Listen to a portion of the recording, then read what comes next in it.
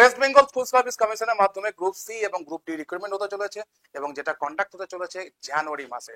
অর্থাৎ আজ থেকে দাঁড়িয়ে আমরা যদি হিসাব করি তাহলে 90 থেকে 95 দিন আমার কাছে হেসে খেলে আছে এবং এই 90 থেকে 95 দিনের মধ্যে আমরা অনেক কিছু করতে পারি। তার মধ্যে গ্রুপ সি গ্রুপ ডি যে সিলেবাস আছে সেটাকে তো আমরা কমপ্লিট করতে পারবো। দু রকম স্টুডেন্ট এখানে উৎপন্ন হচ্ছে। এক নম্বর স্টুডেন্ট হচ্ছে যারা ভাবছে সিলেবাস খুব ছোট, আর এক নম্বর স্টুডেন্ট যারা হচ্ছে সিলেবাসটাকে তো সিম্পল ব্যাপার, এখানে তো পড়ার কিছু নেই, যেরকম সিলেবাস থাকে সেরকমই সিলেবাস, কিন্তু দুজনই ভুল করে যাচ্ছ। তৃতীয় ব্যক্তি কে আছে জানি না, তবে তৃতীয় ব্যক্তি আমরা যারা টিচার যারা তোমাদেরকে ধরাবো বা শেখাবো যে সিলেবাস তোমাদের কি আছে, কারণ সিলেবাস হচ্ছে সব থেকে বড় ইম্পর্টেন্ট জিনিস। 80% স্টুডেন্ট সিলেবাস না দেখে পড়াশোনা করতে শুরু করে।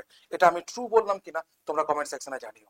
এবং যার জন্য কি হয়, যারা যখন পরীক্ষা দিতে যায় তারা বুঝতে পারে না যে কোথা থেকে প্রশ্ন আসবে এবং সেগুলোকে মোকাবিলা করতে হয় কিভাবে। তার কারণ হচ্ছে একটাই, বিকজ সিলেবাস সম্বন্ধে আমরা ওয়াকিবহল নয়। স্যার সিলেবাস তো মোটামুটি সেমই থাকে, আমরা যখন বই কিনি তখন তো সেমই কোশ্চেন আনসার থাকে। দেখো, না বইয়ের রেসপন্সিবিলিটি না তোমার রেসপন্সিবিলিটি যে সিলেবাস কি আছে সেটাকে ভালো করে দেখা, কিন্তু যেটা কমিশন থেকে যে সিলেবাসটা প্রোভাইড করে সেই সিলেবাসটাকে ভালো করে দেখার আছে এবং সেই সিলেবাস থেকে কোন জিনিসগুলো উঠে আসছে বা কোন জিনিসগুলো হিন্ট করেছে সেটাও বোঝা দরকার আছে। এখানে যে সিলেবাসটা দেওয়া হয়েছে তোমরা হয়তো অনেকেই দেখেছো যে এক পাতার মধ্যে একটা সিলেবাস, যেখানে ইংলিশ, তোমার জিকে, কারেন্ট অ্যাফেয়ার্স, ম্যাথ সবকিছুর একটা সিলেবাস দেওয়া আছে, যেখান থেকে স্টুডেন্ট মনে করছে যে এই তো এইটুকু টুকু দেখা আছে, এই সিলেবাসটা আমরা কভার করেই ফেলবো। অনেকে হয়তো ম্যাথের ক্ষেত্রে তারা হয়তো দেখবে যে বীজগণিত প্র্যাকটিস করবে, মেনসুরেশন প্র্যাকটিস করবে, ট্রিগোনোমেট্রি প্র্যাকটিস করবে, কিন্তু সেগুলো হয়তো আদৌ এলো না। তাহলে এগুলো তো ওয়েস্ট অফ টাইম। এটা তুমি বুঝতে পারছো?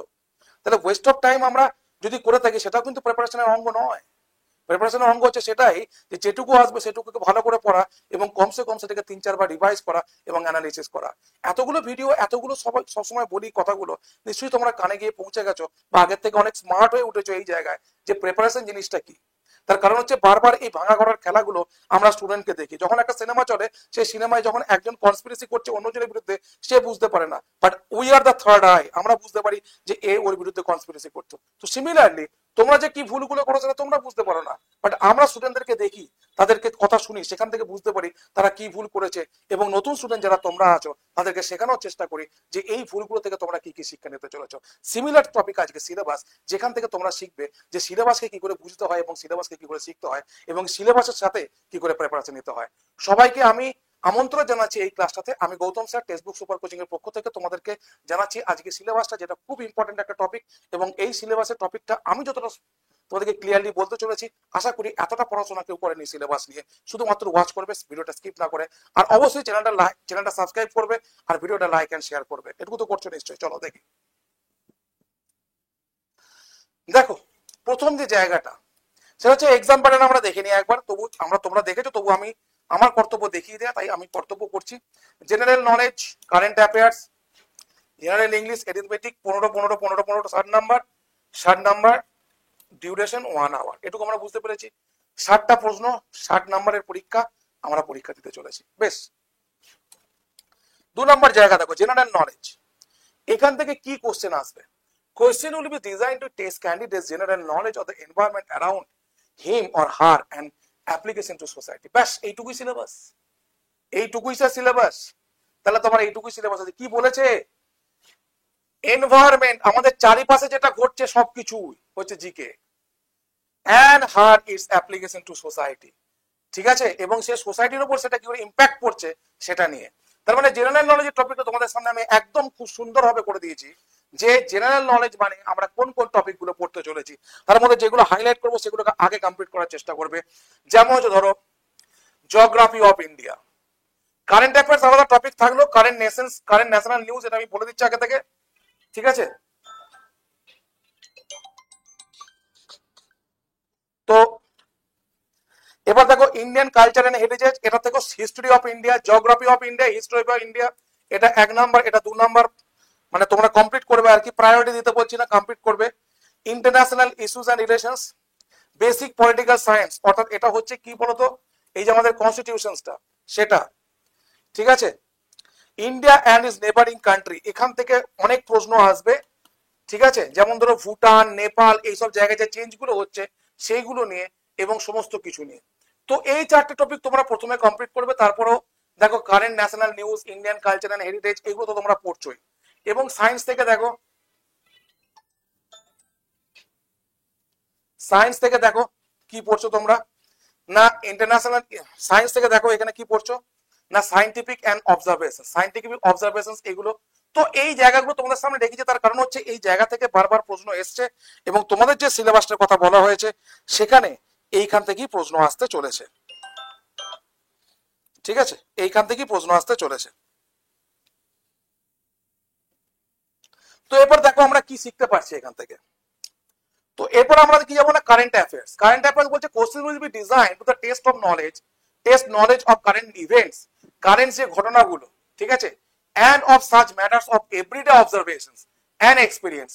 The test will also include questions relating to India and other countries. বুঝতে পারছো, মানে শুধুমাত্র ইন্ডিয়া নয়, আদার কান্ট্রিজ এর উপর যে ঘটনাগুলো ঘটছে সেইগুলো নিয়েও তোমার আসবে কারেন্ট অ্যাফেয়ার্স এর কোশ্চেন। বুঝতে পেরেছো, বলছে স্পেশালি স্পোর্টস নিয়ে, হিস্ট্রি নিয়ে, লিটারেচার নিয়ে, কালচার নিয়ে, জিওগ্রাফি নিয়ে, ইকোনমিক সায়েন্স নিয়ে এবং পলিটি নিয়ে, and Indian constitution and scientific research নিয়ে। অর্থাৎ যেটা জিকেতে ছিল সেই জিনিসটাই তোমার কারেন্ট অ্যাফেয়ার্স এর উপর অ্যাপ্লাই করছে।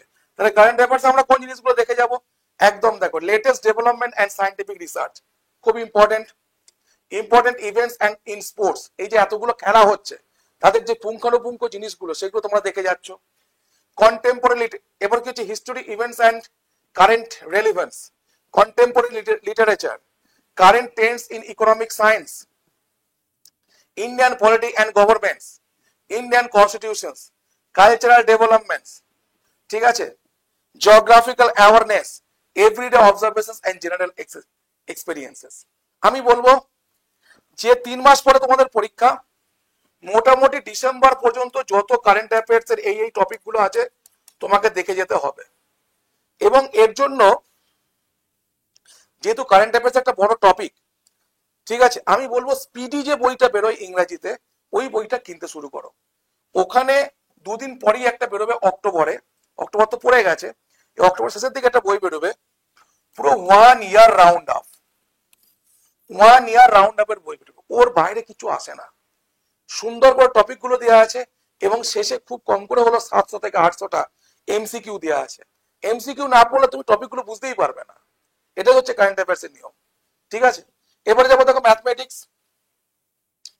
ম্যাথমেটিক্স মানে আমি পরিষ্কার তোমাদেরকে বলে দিচ্ছি, পুরো আমি যেটুকু বুঝতে পেরেছি পুরো এরিথমেটিকটা, সেখানে HCF, LCM, profit and loss, ঠিক আছে, পার্সেন্টেজ, সমস্ত কিছুই আছে।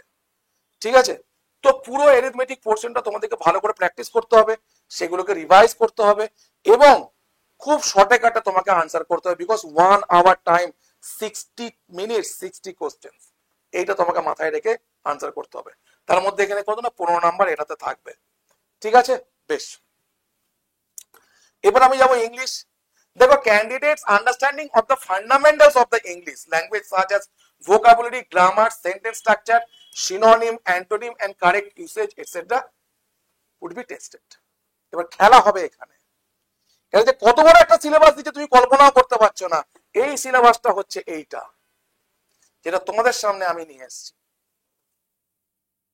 তোমরা কল্পনাও করতে পারছো না এইটুকুর মধ্যে কি আছে। দেখো গ্রামারের পোর্শনে কি আছে, টেন্স হচ্ছে সব থেকে বড় জায়গা, articles, prepositions, direct indirect speech, ঠিক আছে,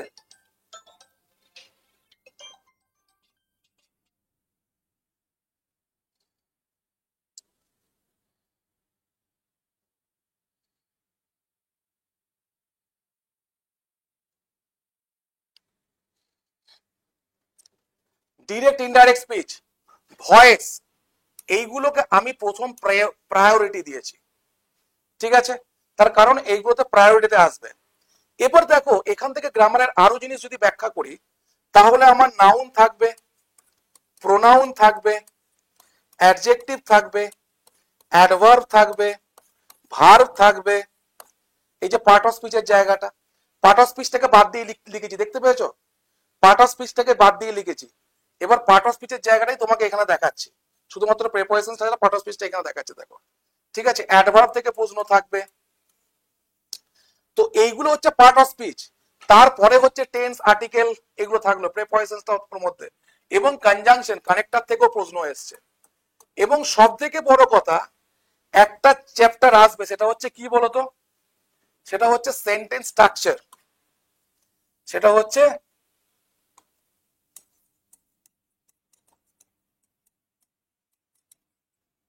সেন্টেন্স স্ট্রাকচার,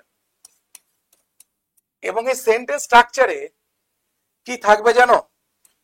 প্রথম হচ্ছে ফ্রেজ, সেখান থেকে হচ্ছে ক্লজ, এখান থেকে হচ্ছে বিভিন্ন টাইপের clause, noun clause, adjective clause, adverbial clause, এই তিনটেই সাধারণত আসবে। এবং এরপরে হচ্ছে সিম্পল সেন্টেন্স, কম্পাউন্ড সেন্টেন্স, এবং হচ্ছে কি না কমপ্লেক্স সেন্টেন্স, এই তিনটে। ঠিক আছে, এই তিনটে। তাহলে বুঝতে পারছো এই চ্যাপ্টারটা কতটা বড়, এবং এখান থেকে আগের বারে প্রশ্ন এসেছিল, তাই এই চ্যাপ্টারটাকে রাখতে হবে আমার। আমি যখন পেট ব্যাচে করাবো এই চ্যাপ্টারটাকে পুরোটা করাতে হবে। প্রথম বোঝাতে হবে ফ্রেজ কি, ফ্রেজ থেকে এই যে ফ্রেজের মধ্যে এগুলো আছে, adjective phrase, noun phrase, adverbial phrase, clause কি, এবং ক্লজের মাধ্যম দিয়ে কি করে simple sentence, compound sentence, complex sentence, এই সমস্ত কিছু এভরিথিং। ঠিক আছে, এবার আমি আবার আসছি এই জায়গায়। এবার দেখো এই যে জায়গাটা দেখেছি, এটা হচ্ছে পুরোপুরি application section. Sentence completion, sentence completion কথার মানে কি? মানে একটা সেন্টেন্স দেবে, সেখানে কোনো একটা ফিলার্স দেবে, সেটাকে বলা হয় সেন্টেন্স কমপ্লিশন। সিলেক্টিং ওয়ার্ড, মানে ক্লোজ কিছু ওয়ার্ড থাকবে, কোন ফিলার্স এর মধ্যে ক্লোজ কিছু ওয়ার্ডস থাকবে, সেটাকে বলা হয় সিলেক্টিং ওয়ার্ডস। ঠিক আছে, কমপ্লিটিং স্টেটমেন্ট, কমপ্লিটিং স্টেটমেন্ট বলতে ধরো দুটো ক্লজ দিয়ে কোনো একটা সেন্টেন্স থাকলো, যেখানে একটা ক্লজে পাস্ট টেন্স মানে পাস্ট টাইম ব্যবহার করলো, অন্য ক্লজে তোমার পাস্ট টাইম ব্যবহার করে সেখানে কোনো একটা উত্তর তোমাকে বসাতে হবে, এই জায়গাটাকে বলা হচ্ছে সেন্টেন্স স্টেটমেন্ট। কমন এরর মানে হচ্ছে sentence error correction, sentence improvement এটাও এখানে আনছে। সেন্টেন্স কারেকশন, সেন্টেন্স কারেকশন মানে কি বলতো, চারটে এরকম সেন্টেন্স দিয়ে দেবে, দিয়ে বলবে সেন্টেন্স কারেকশন মানে একটা সেন্টেন্সের মধ্যে এরর কারেকশন, আর কমন এরর ডিটেকশন মানে হচ্ছে তোমার চারটে সেন্টেন্স দেবে, তার মধ্যে থেকে যে কোনো একটা সেন্টেন্স বলবে ভুল আছে, ওই সেন্টেন্সটা বের করো, কিংবা বলবে যে কোনো একটা সেন্টেন্স সঠিক, সেটাকে বের করো। অনেক ব্যাপার আছে বাবা। ঠিক আছে, সেন্টেন্স ফরমেশন, ফরমেশন কথার মানে বোঝো? সেন্টেন্স ফরমেশন ধরো এই যে প্যাসেজ গুলো যেগুলো দেওয়া আছে সেন্টেন্স ফরমেশন, এই যে ordering words, ordering of sentences, যদি দেখো যে তিনটে অপশন দিয়ে PQR দিয়ে দিয়েছে, সেটা হচ্ছে অর্ডারিং অফ ওয়ার্ডস, আর যদি দেখো PQRS দিয়েছে, দিয়ে তোমাকে রিআরএস দিয়েছে, সেটা হচ্ছে কি না অর্ডারিং অফ সেন্টেন্সেস। এই টপিকগুলো সব আসবে, এবং তার সাথে ভোক্যাবের ক্ষেত্রে কি দেখো synonym, antonym, one word, idioms, spelling, একবারে পুরোপুরি তোমাদের সামনে নিয়ে চলে এসেছি। যে টপিকগুলো তোমাদেরকে করাতে চলেছি আমি, এই টপিকগুলোই করাবো তোমাদেরকে পেড ব্যাচে। শুধুমাত্র গ্রামারটা শুধুমাত্র লিখেছি কেন না, গ্রামারের মধ্যে পার্ট অফ স্পিচ হচ্ছে এইটা, প্রথম এটা কমপ্লিট হবে, তারপর এভাবে কমপ্লিট হবে, তারপর হচ্ছে এগুলো হচ্ছে কি বলতো ভোকাবুলারি কমপ্লিট হবে, এবং এটা হচ্ছে কি না অ্যাপ্লিকেশন সেকশন, এটা হচ্ছে পুরো অ্যাপ্লিকেশন সেকশন কমপ্লিট হবে। অর্থাৎ পুরো ফুল প্যাকেজে তুমি পেয়ে যাবে এই জায়গাটা, এর বাইরে না কোনো প্রশ্ন আসবে, না কোনো কনসেপ্ট আসবে। আমি এমন জায়গায় পড়তে চাই, আমি এমন জায়গায় 3 মাস প্র্যাকটিস করব, এমন জায়গায় রিভিশন করব যেখান থেকে কোশ্চেন আসবে, যেখান থেকে আমি একটা কোশ্চেন ছেড়ে আসতে পারবো না, সেই জায়গায় হচ্ছে এই জায়গাটা, যেটা তোমাদেরকে দেখাতে চলেছি আমি। ঠিক আছে, সেই জায়গাটাই হচ্ছে এই জায়গাটা। তুমি নিতে পারো যে কোনো কোর্স, এই কোর্সগুলোর মধ্যে তফাৎ নেই, তফাৎ আছে কোথায়? টাকায়।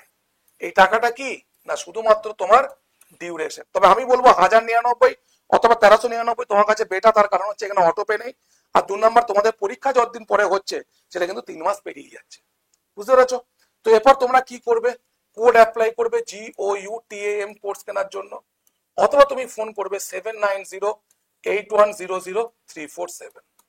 বোঝা গেছে কি করে কি পরীক্ষা কমপ্লিট করবে, কি করে কি সিলেবাস, খুব সুন্দরভাবে তোমাদেরকে বুঝিয়েছি। বিশেষ করে ইংরেজি আমার সাবজেক্ট, আমি একদম ঢেলে বুঝিয়েছি তোমাদেরকে। এই হচ্ছে পুরো 15 নম্বরের সিলেবাস, ছোট নয় বাবা। সিরিয়াসলি দেখো, সিরিয়াসলি পড়াশোনা করো, কিন্তু উইদাউট টেনশন, উইদাউট হেজিটেশন পড়াশোনা করো, এটুকু তোমাদেরকে রিকোয়েস্ট। জীবন তোমরা করবে 3 মাস পরে। Thank you so much for watching the sessions.